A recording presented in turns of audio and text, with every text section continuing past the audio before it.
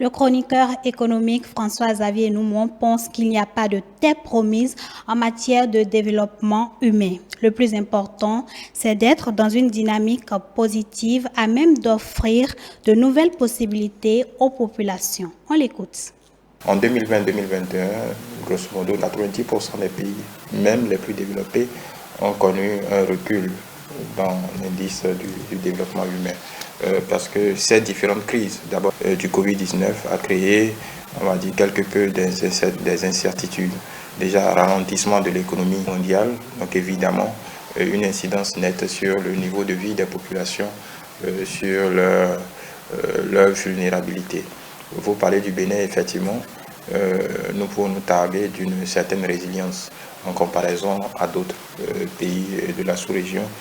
Il n'empêche que cette période, à cause des incertitudes créées, ont évidemment, engendré des conséquences sur le niveau de vie des populations. Donc le Bénin a reculé de quelques points, d'environ 7 points, est arrivé à une moyenne de 0,525 sur 1, donc fait partie toujours de ces pays à développement humain faible. Ça ne veut pas dire que les gains qu'on a obtenus il y a quelques années se sont évaporés comme par magie, mais évidemment, il s'agit d'apprécier le contexte. Et encore une fois, même dans les pays les plus développés, et quand on regarde un peu tout le classement, la dispersion des moyennes, on constatera que ce sont les pays développés qui ont cristallisé le plus de baisse dans leur pondération de leur indice de développement humain. Dans le même classement, il y a l'indice de développement du genre.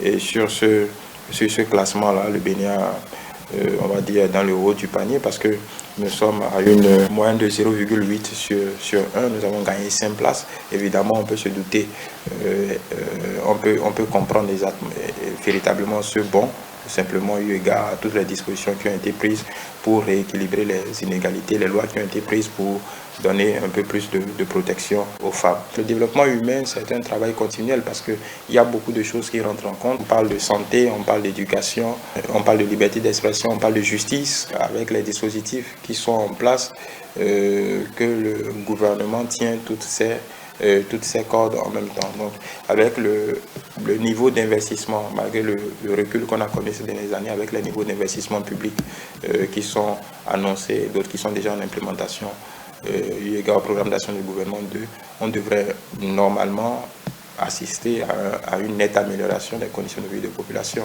On parle de la nette progression des adductions d'eau, l'accès à l'eau un peu partout dans le pays, l'accès à l'électricité, tout ça concourt à l'amélioration des conditions de vie des populations. Donc l'un mis dans l'autre, on devait arriver à un tableau un peu plus reluisant d'ici 2026.